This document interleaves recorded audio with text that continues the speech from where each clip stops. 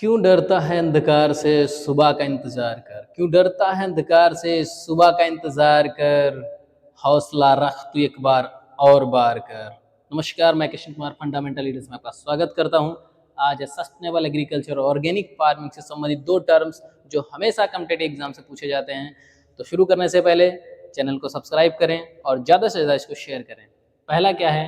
HEIA। दोस्तों इसको कहते हैं high external input agriculture. High external का मतलब क्या है कि बहुत ज़्यादा जो है बाह्य इनपुट का यहाँ पर उपयोग किया जा रहा है।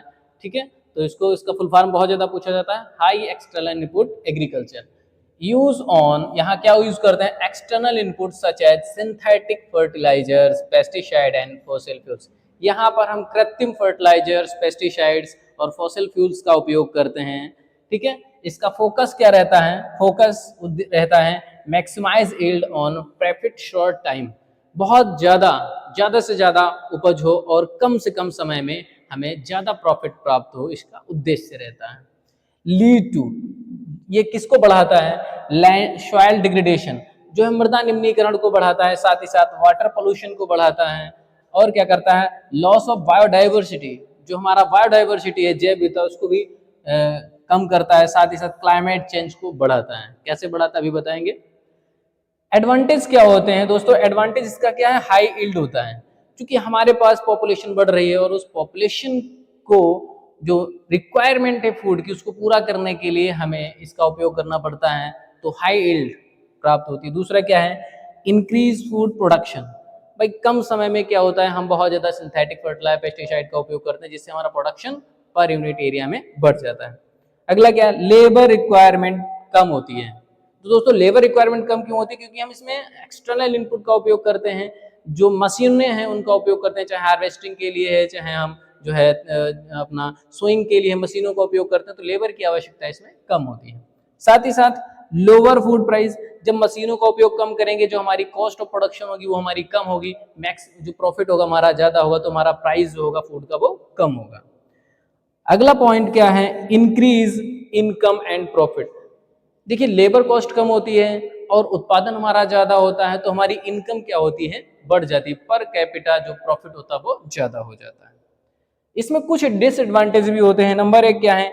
Environmental degradation. दोस्तों जब इसमें हम सिंथेटिक मटेरियल का यूज करते हैं, चाहे जो सिंथेटिक फर्टिलाइजर्स हो, पेस्टिसाइड हो, जब इनका उपयोग करेंगे तो सीधी सी बात है वो हमारे इन्वायरमेंट के ऊपर हार्मफुल इम्पैक्ट दर्शाएंगे।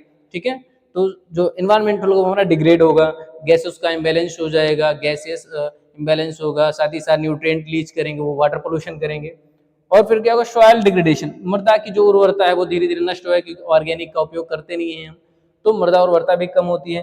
हेल्थ रिस्क होता है। देखिए जब हम पेस्टिसाइड्स या फर्टिलाइजर्स का उपयोग करते हैं, इनमें हैवी मेटल्स होते हैं, वो मेटल्स क्या करते हैं? सॉइल के साथ कंटामिनेट करके हमारे फूड के साथ चले जाते हैं, वो हमारे सॉइल हेल्थ को नुकसान पहुंचाते हैं। इसके बाद क्या था? Contribute to climate change. देखिए क्लाइमेट चेंज में क्या होता है? जो कार्बन होता है, वो कार्बन क्या होता है? एमिशन होता है, और कार्बन कहाँ चला जाता है? एटमॉस्फेयर में चला जाता है और ग्रीन हाउस गैस को बढ़ाता है। ठीक है, गैसेस का इम्बैलेंस होता है, न्यूट्रिएंट लीच करता है, बेसिकली नाइट्रोजन फर्टिलाइजर्स होते हैं, तो उससे क्या होता है? गैसेस इम्बैलेंस होता है और वो क्लाइमेट चेंज को प्रभावित करता है, क्लाइमेट चेंज में सहायक होता है। Dependency on external input.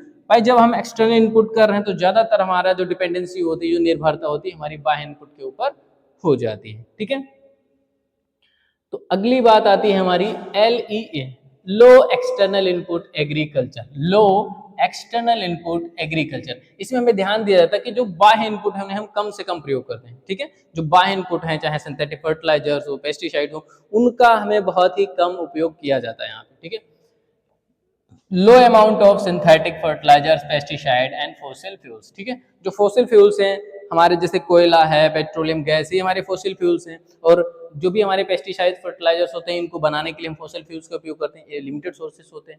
ठीक है, तो इनकी जब लिमिटेड सोर्स है तो कुछ समय के बाद खत्म हो जाएंगे, इसलिए हमें इनका कम प्रयोग करना चाहिए। फोकस क्या रहता है इसका?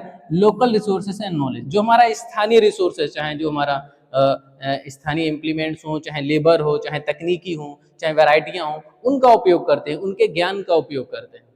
प्रमोट क्या करते हैं यहाँ पर? सस्टेनेबल फार्मिंग को प्रमोट करते हैं।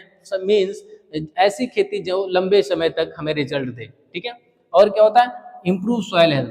भाई ऑर्गेनिक्स का यूज करते हैं जो हमारी सॉइल हेल्थ को क्या करता है, इंप्रूव करता है, मृदा संरचना को बढ़ाता है, सुधारता है, मृदा स्वास्थ्य को सुधारता है, उसकी फिजिकल केमिकल बायोलॉजिकल प्रॉपर्टीज को सुधारता है।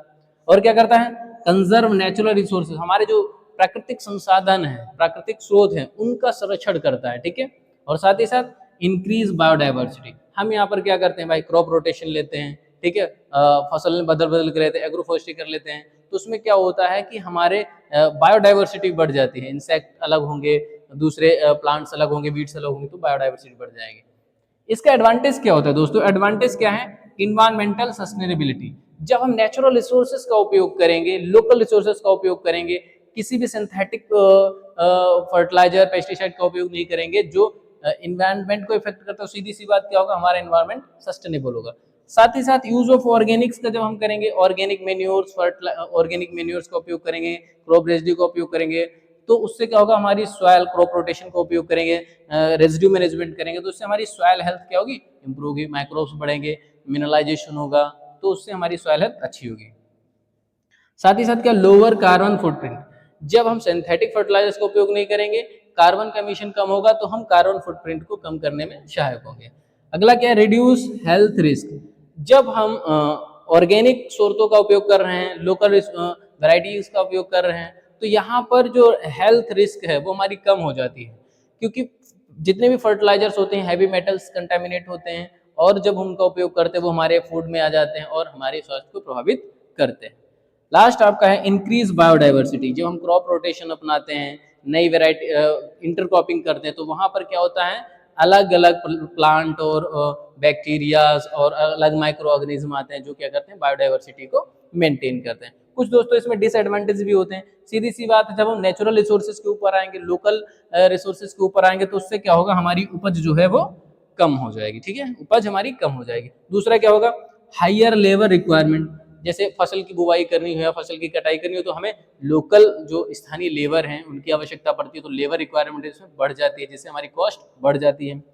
Limited access to external input, बहुत ही कम चांसेस होते हैं कि हम एक्सटर्नल इनपुट का उपयोग करें, ठीक है, किसी विशेष परिस्थिति में ही हम बाह्य इनपुट का उपयोग कर सकते हैं, अदरवाइज हम उनका उपयोग नहीं करते। लास्ट क्या है, डिपेंडेंस ऑन लोकल रिसोर्सेज, फिर क्या होता है, हमारी लोकल रिसोर्सेज पर निर्भरता बढ़ जाती है, चाहे हार्वेस्टिंग के लिए हो, चाहे सोइंग के लिए हो, या फिर क्रॉप सोइंग के लिए हो, वेराइटीज की बात हो, हमारी डिपेंडेंसी बढ़ जाती है। तो दोस्तों ये बहुत इंपॉर्टेंट टॉपिक्स है जो आपका पूछा जाता है, इसीलिए हमने इसको कंपैरेटिव तरीके से लिख दिया है डिटेल में, आप इसको समझ सकते हैं।